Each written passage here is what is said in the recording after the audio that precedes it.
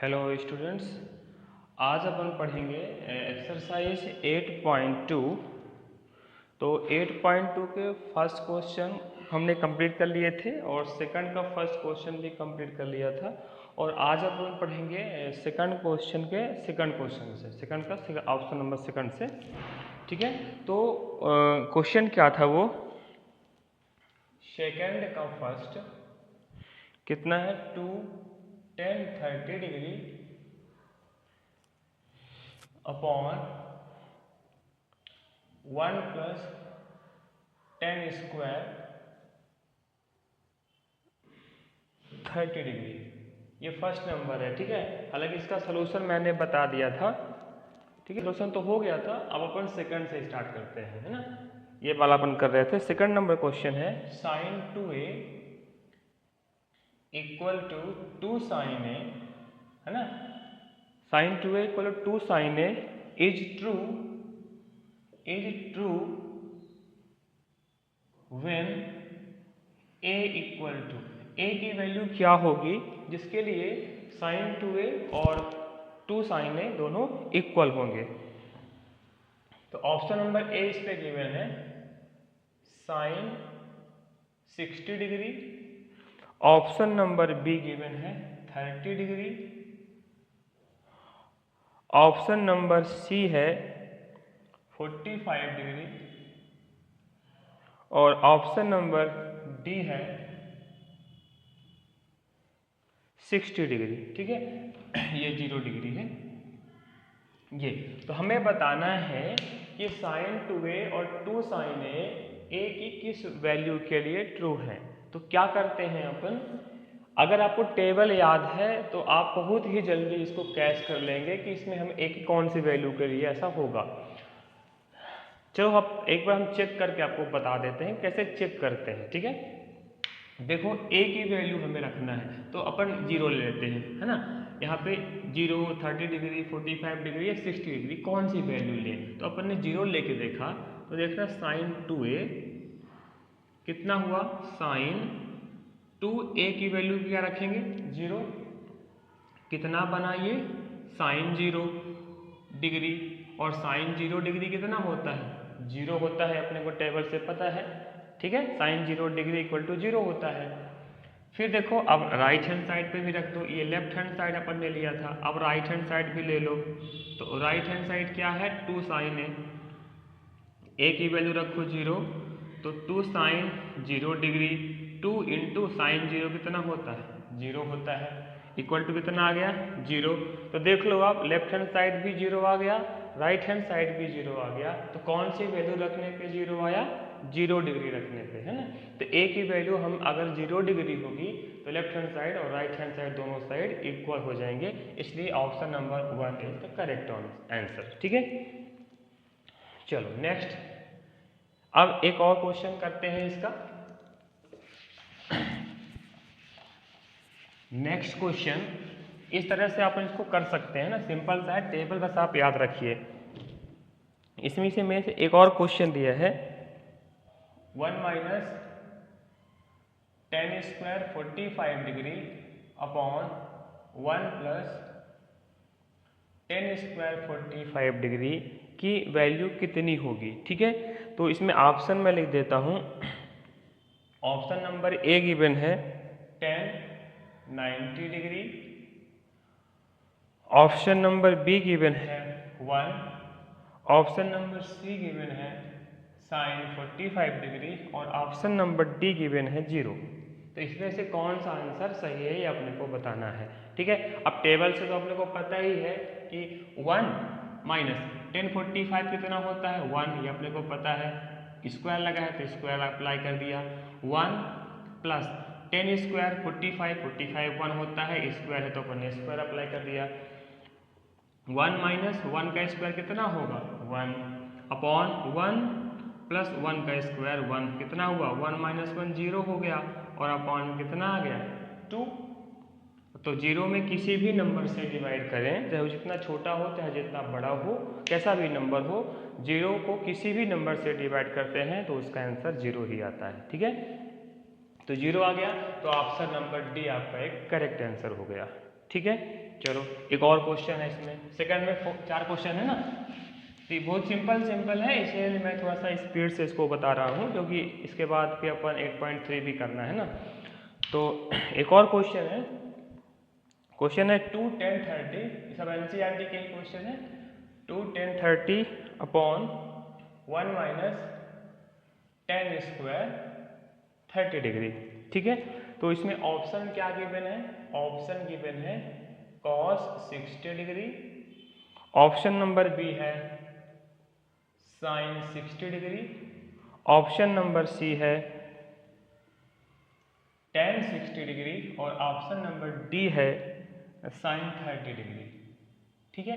तो इसमें से कौन सा ऑप्शन करेक्ट है, तो पहले आप क्या करोगे, इसे सॉल्व करो। तो देखना 2 10 30, तो 10 लिखा और 30 कितना होता है 10 में, डायरेक्ट वैल्यू लिख देते हैं, ठीक है। 2 10 30 कितना होता है 1/√3 होता है, अपॉन 1 माइनस 10 30 मीनिंग 1/√3, ठीक है। 10 30 की वैल्यू 1/√3 होती है।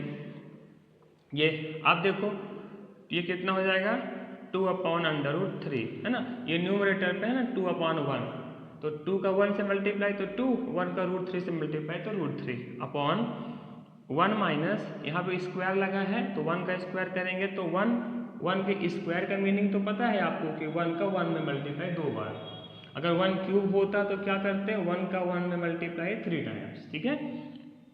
ऐसे ही 1 का 1 स्क्वायर था तो ये हो गया, और √3 में √3 का स्क्वायर कितना होता है, √3 में √3 का स्क्वायर 3 होता है, ठीक है। √3 में √3 का स्क्वायर कितना हो जाता है 3।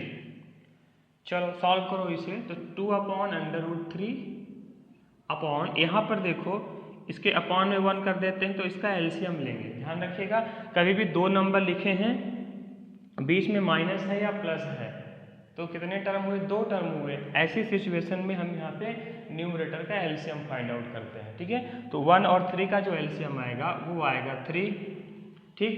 एलसीएम कितना आया 3 आया। अब पहला नंबर लेते हैं 1/1, अपॉन में क्या है 1 की टेबल पढ़ो 3 आ जाए तो 1 3 या 3 होता है, 3 आया ना, इसी का मल्टीप्लाई न्यूमरेटर में कर देते हैं। इसमें किसी को भी प्रॉब्लम होगी तो आप पूछ लेना हमसे, ठीक है।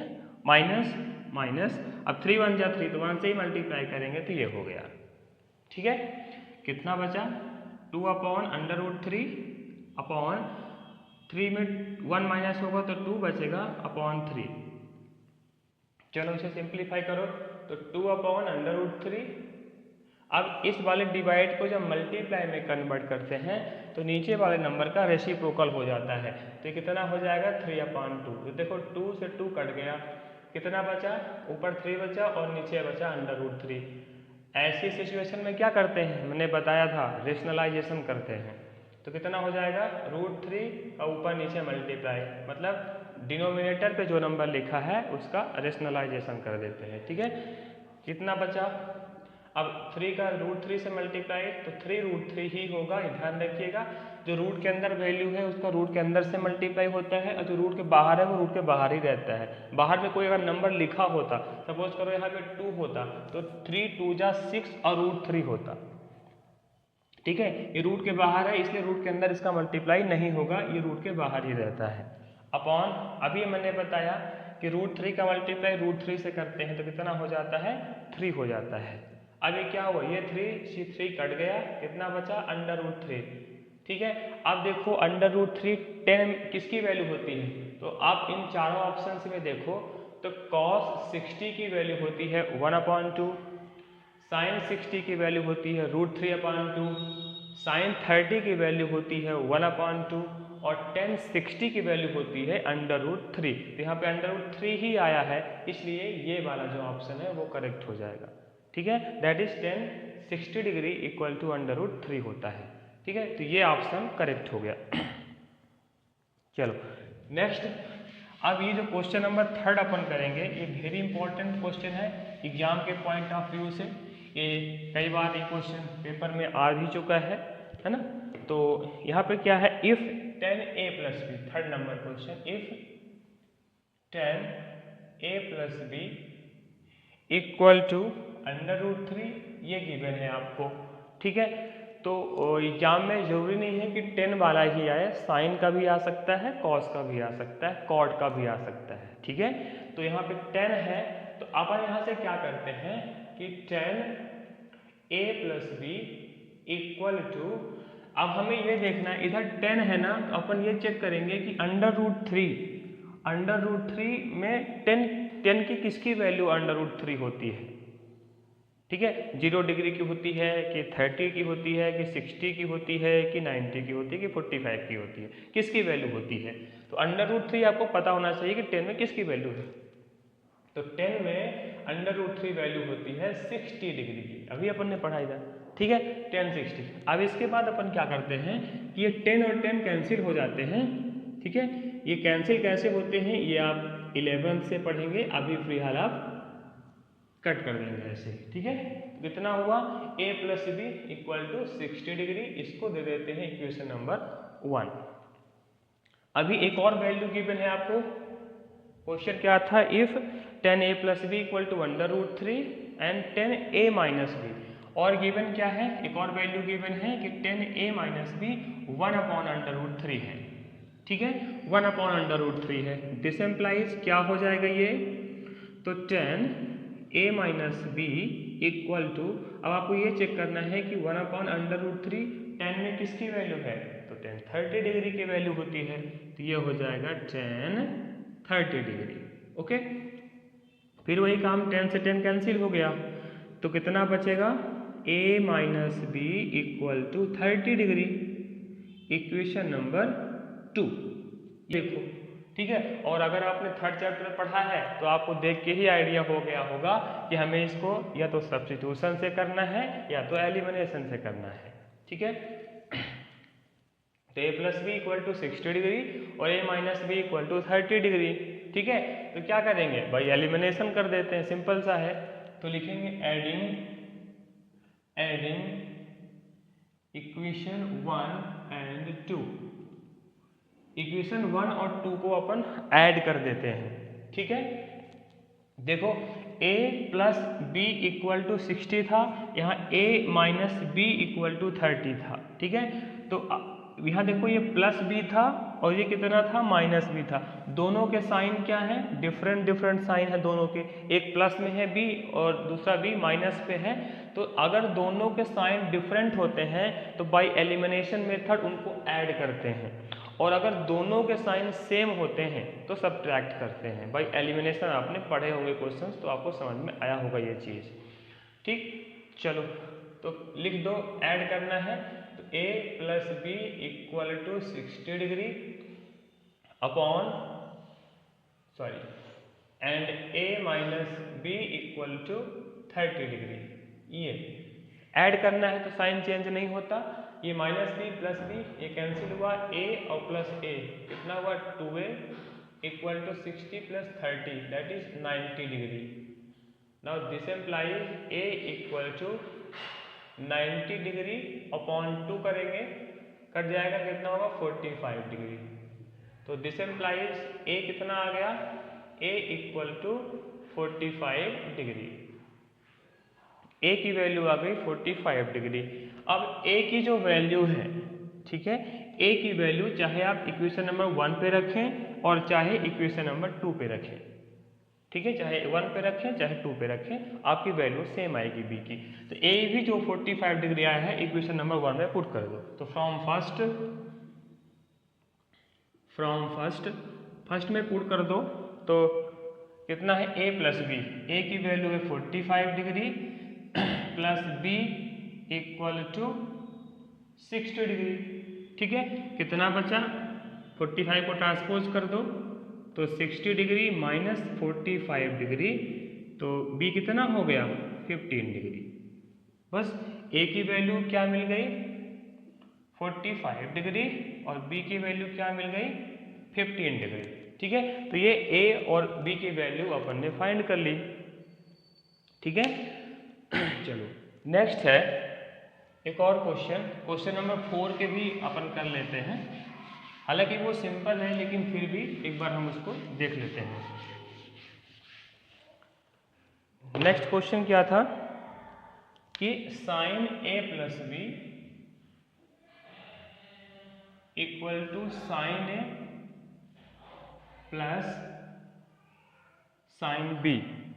फोर्थ का फर्स्ट ट्रू और फॉल्स बताना है कि क्या sine A plus B sine A और साइन बी के इक्वल होता है। तो ये नहीं होता, ये फॉल्स है, ये स्टेटमेंट फॉल्स है। क्यों है ये आपको हम बता देते हैं। ए और बी क्या है, कोई भी डिग्री का एंगल है, 0 डिग्री, 30 डिग्री, 45 डिग्री, 60 डिग्री या 90 डिग्री, ठीक है। उनमें से हम कोई भी वैल्यू लेकर देख लेते हैं। हमने ले लिया a इक्वल टू 30 डिग्री और b अपन ने ले लिया 0 डिग्री, ठीक है। a ले लिया 30 डिग्री और b ले लिया 0 डिग्री। हम कोई भी वैल्यू को ले सकते हैं। तो देखो साइन आप लेफ्ट हैंड साइड पर रख के देख लो, साइन a है 30 डिग्री प्लस, अच्छा इसको 60 ले लो आप, नहीं तो ये 60 ले लेते हैं ताकि अच्छा आपको समझ में आए। बस कोई भी वैल्यू ले सकते हैं, है ना, अब कोई दिक्कत नहीं है, कोई भी वैल्यू ले सकते हैं। तो साइन 30 प्लस 60 हुआ, यहाँ पे रखा वैल्यू मैंने, तो ये कितना बना, ये बना आपका साइन 90 डिग्री और साइन 90 कितना होता है, 1 होता है। ये तो आपका निकाला लेफ्ट हैंड साइड। अब आप राइट हैंड साइड निकाल के देखो, तो साइन ए मतलब 30 degree plus sine B means 60 degree. Sine 30 कितना होता है 1/2 प्लस साइन 60 कितना होता है √3/2, ठीक है। एलसीएम ले लो 2 तो 2 ही एलसीएम होगा, ऊपर कितना हो जाएगा 1 प्लस √3। देख लो लेफ्ट हैंड साइड 1 आया और राइट हैंड साइड क्या आया 1 प्लस √3/2। इसका मीनिंग क्या है कि sine A plus B sine A plus sine B के इक्वल नहीं होता। कुछ वैल्यूज के लिए होता है, वो अपन 11 से पढ़ेंगे, ठीक है। तो यार आप इतना ही देखो, इतना ही पढ़ना है आपको, ठीक है। तो ये इक्वल नहीं होते। फिर नेक्स्ट है सेकंड क्वेश्चन, फोर्थ का सेकंड क्वेश्चन क्या कहता है, the value of sine theta increases as theta is increases. इसका मीनिंग क्या हुआ, इसे थीटा अगर बढ़ रहा है, इंक्रीज हो रहा है, मतलब 0 डिग्री, 30 डिग्री, 45 डिग्री, 60 डिग्री और 90 डिग्री, अगर थीटा बढ़ रहा है तो क्या कॉस थीटा बढ़ रहा है। आप बुक ओपन करें, आपको वैल्यू हालांकि याद होनी चाहिए, फिर भी अभी स्टार्टिंग पर है तो आप बुक ओपन करो।